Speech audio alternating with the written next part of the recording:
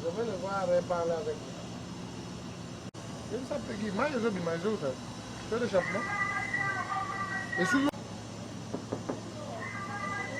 Merci beaucoup, messieurs les journalistes. Nous devons rappeler que nous tous, nous sommes dans l'école de l'apprentissage. Mais ce qui est important, nous devons savoir le rôle du temps. Depuis que le président de la République avait levé le temps, justement, de voir ces mandataires qui ont été cités sous la liste de l'IGF, du fait qu'ils ont détourné l'argent, n'est-ce pas, de l'entreprise, qui d'ailleurs devait être mise à l'écart et qu'on puisse diligenter des enquêtes à leur égard. Mais malheureusement, le constat aujourd'hui est qu'il y a une léthargie, on ne comprend pas. Le temps n'est pas l'allié de quelqu'un. Le président de la République a un mandat de 5 ans renouvelable une seule fois. Et dans ces 5 ans, il a l'obligation, n'est-ce pas, de définir le modus operandi des circuits de la gestion de la ressource publique. Aujourd'hui, ce n'est plus un secret pour personne. Avec l'intervention de l'IGF, nous avons assisté à ce flou, à ce remplissage, n'est-ce pas, des caisses de l'État qui vraiment achante tant soit peu la population. Mais on veut voir que cette mobilisation puisse avoir de l'impact sur la vie quotidienne du Congolais. Alors, aujourd'hui, nous assistons à cette lettre adressée au Premier ministre, qui d'ailleurs, personnellement, ne m'a pas arrangé, parce que le Premier ministre ne devait pas être rappelé par l'Assemblée nationale. Le président de la République avait déjà levé les temps pour qu'il voie et que ces gens-là puissent être mis hors d'état de nuire. Mais malheureusement, ça traînait pourquoi? Tous ces mandataires qui ont été signés dans le détournement, n'est-ce pas, des fonds de l'entreprise, des deniers publics, doivent répondre à la justice. Tel est le souhait du chef de l'État. Et à cet effet, je crois que la justice aussi devrait emboîter les pas, justement pour se saisir de la question et pourquoi pas d'interpeller un à un par rapport aux griefs qui leur sont reprochés.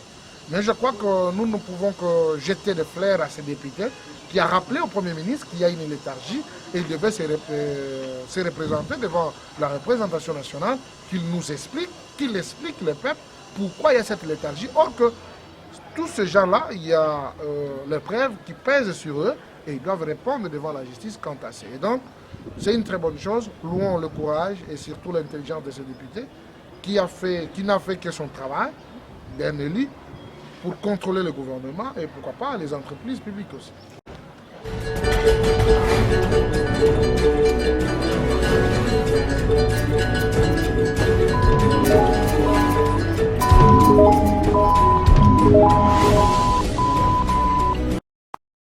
Voilà, Doudou Montiri Télévision, votre chaîne, les autres bêta c'était na actualité. Actualité, tout le monde, moni semaine comme na souka, tout ça là, une sorte, il y a rétro, il y a un faux nous c'est l'équipe. Tout le bêta c'était na lever des immunités à ma tata pognon et tout le bêta société na makambo oyo étali dépôt et la proposition de loi. Sur la congolité, donc il y a loi Tchani, Noël Tchani, Nsingi Pouloulou, il y a Joa qui pensa les devants pour la moto avant de la présidence de la République, face à la Congolais des pères et des mères. Poste mais on n'a pas question. La présidence, il faut nécessairement à la Congolais des pères et des mères. Tout le monde c'était invité Nabiso, na Makambo, Italie. Avancement ya mboka ndenge nini tokotala gouvernement oyo Samba Lukonde bamsu bango luka kosenga déjà bilan 2 mois pamba bazeli 100 jours te bango tuna comment est-ce que mboka ezokende est-ce que makambo ezokende bien toté. Alors toujours rapidement apôtre Bachi Eli autre sur naye aza mokope atala na musika mboka na biso 61 ans après l'indépendance nini tosengi kosala pour Congo ki liboso boni. Malam bien-aimé dans le Seigneur. Alors, tout rapidement, na Motuna Liboso, na habité Olandaki, dépôt et proposition de loi Oyo Ntingi Pouloulou akei kotika pour na Congoliti. Ne peut être président de la République que moto azali des pères et des mères congolais, nationalité congolaise. Comment est-ce que vous moni angoli kanisi wana? Projet de loi na proposition wana. Bon, d'abord, je voulais signifier ici que Nazoloba, titre en tant que Congolais, Naza politicien, suis un homme de Dieu, suis l'apôtre Eli Bache. Et la Bible nous interdit de se mêler dans l'affaire politique parce que le gouvernement terrestre a une vision mon côté, programme mon côté, dans gouvernement céleste, au bisu tozaba employeur. Alors, à propos, c'est pourquoi je dois me prononcer en tant que Congolais. Ah donc, na o etali olobi immunité to banana CGN no tuni que ouais, Noël Chani proposition loi Noël Chani projet de loi là le lobbying pour la côte sango avant hier. Oui. Mais non, mais ça va député na biso baza vraiment bazuma kamwana sérieux batigi naïveté comme on a toujours qualifié que ba congolais baza ba naïf. Mais ça c'est sérieux, mais il a raison. L'accent en dehors il y a ba cafouillage ou salemaka na ba pays nyonso ya monde. Wapi yo okoke nokozala président en état un étranger. Na mboka nini? Ata batangi omoni mboka boy mesalemaki ndenge nini? Non. En principe, moi je soutiens tout et Dieu soutient cette loi parce que na nombre na Deutéronome na ba livre belé nzamba lobi ke na mboka na yo kotia mukonzi na yo mupayate. Kotia mukonzi no mupayate, ça c'est Dieu. Donc c'est tout à fait normal. Écoutez, yaya, mboka fezaka na ba principe moko fondamental. Hein? Donc oyezali bako changer en côté ezalaka bongo. Par exemple, kokoma président de la République. Hein? Il faut kaka c'est normal azala, il faut zala congolais ya makila. Ya papa na yo na mama na yo. Mais tala ba congolais mawa. Bazo mona ba individu. Mais l'objet individu wana kozala te. C'est le moment botsa ba base solide. Compte tenu même ya makamu mingi to vivre to e wuti na bamboka musuto zo mona. Hein? Pourquoi ba congolais to kokozala na mibeko eza eza normalité. O est-ce que ezala ka bongo? Okozala non, même le premier ministre. En principe okozala étranger te. Au monde. Mais ce que okozala na yo ba ko permettre que bon sokozana parce que en Afrique tozana culture moko o eza dangereux. Tozana combat na ba mindele. Risque ezali nini? Oza président de la République, mais oza papa na yo aza sud-africain pour nazwa o ya pembeni te. Maman na yo aza congolais, papa na yo aza tunisien, maman na yo aza sud-africain, mais yo botamiawa. Culture na biso ezo permettre te ozala comment je peux dire ozala na rigueur par rapport à bisika yo uta. Okomona bamindele bazo utiliser bato ya ndenge wana. Bazo utiliser bango po bazana makila ya bandeko na binote. Ozomona compassion ye akozala nango eza différent na compassion ya mwano aza papa na ye mama na ye congolais eza différent. Donc eza la ba raison ebele oyo biso tozo soutenir loi wana. En tout cas c'est le moment. Ce qui parlement na biso bazui problème wana à la légère, c'est fini. Voilà, alors Token a levé des immunités. C'est pas un problème des individus. Des immunités à Matata Pogno. Un mot par rapport à cela. Niveau à Sénat. Non, il faut bamibe komoko ya genre wana ezalaka ke yo député, yo ministre, yo premier ministre, yo président de la République. Soko kwei na mbeba. Donc c'est sans discussion, il faut lever ba immunité na yo ezala automatique. Donc institution mon côté koki ko s'opposer nango. Donc c'est comme ça papa, mboka feza na mibeko bato bazo banga. Mais mibeko moko la légèreté, omoni mutoyo et c'est un donateur na uti koloba des distributeurs d'argent à côté bato ba comme musu bato bazo tanga oezo sala bango passe parce que ces gens là leur distribuent de l'argent, bazo pesa. Vraiment on peut acheter une république par de l'argent à un individu.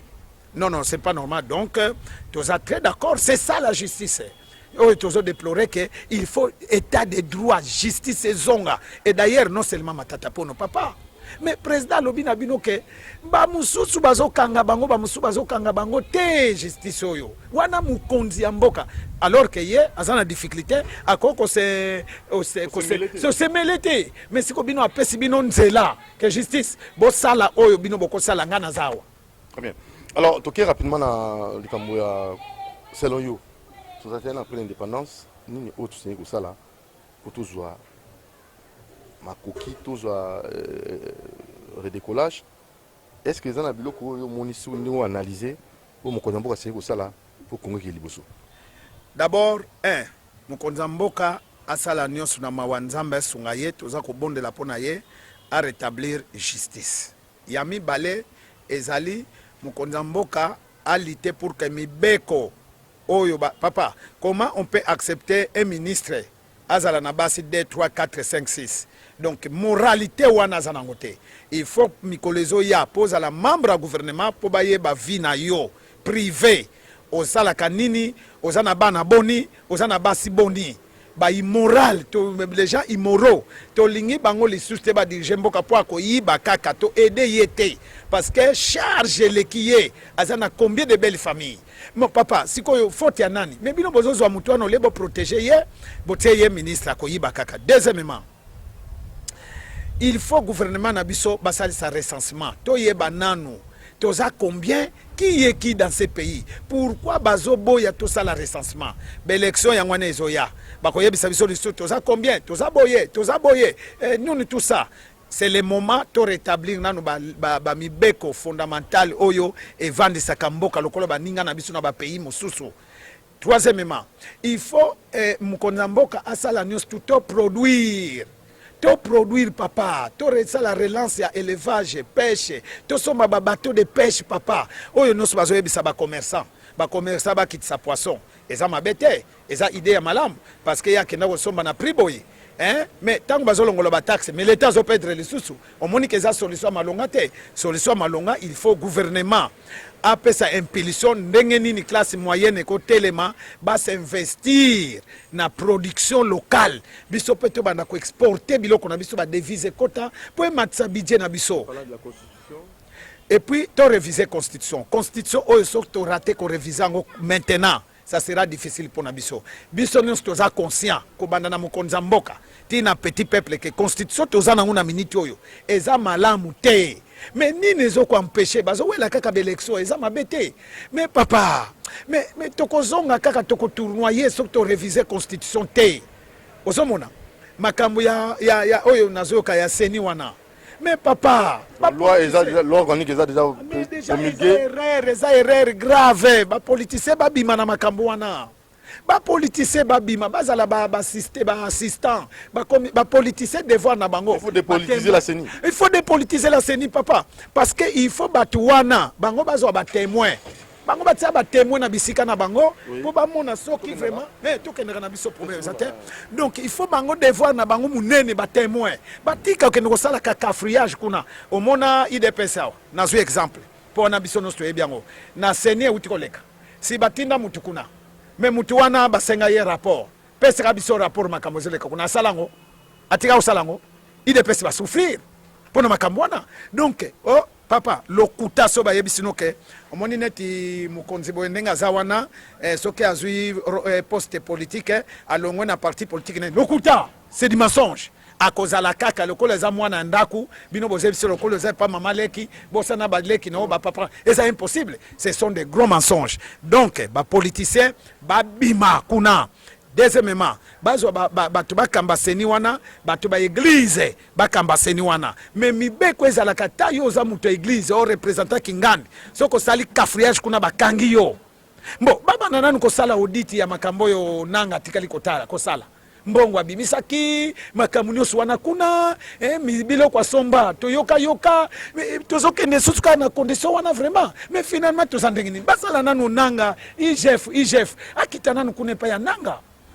tobande nano makambo nyonso a zéro totia babase normale biso tozaka likambo ya grave lelo tolali na ntongo tobosani. Merci beaucoup apôtre Eli Bachi. À la prochaine occasion toutes ces émissions te souhaiter bon anniversaire na Rose Kaboku, bon anniversaire Nayo. Merci na papa Nabiso, Oazon Nabiso Jos Kabemba à partir du Canada. Vous êtes toujours partenaire Nabiso Jos Kabemba. Abonnez-vous massivement à Dumoti TV. Merci na Lenka Bongo Moronjambe. Tokuta na très prochainement. Ciao.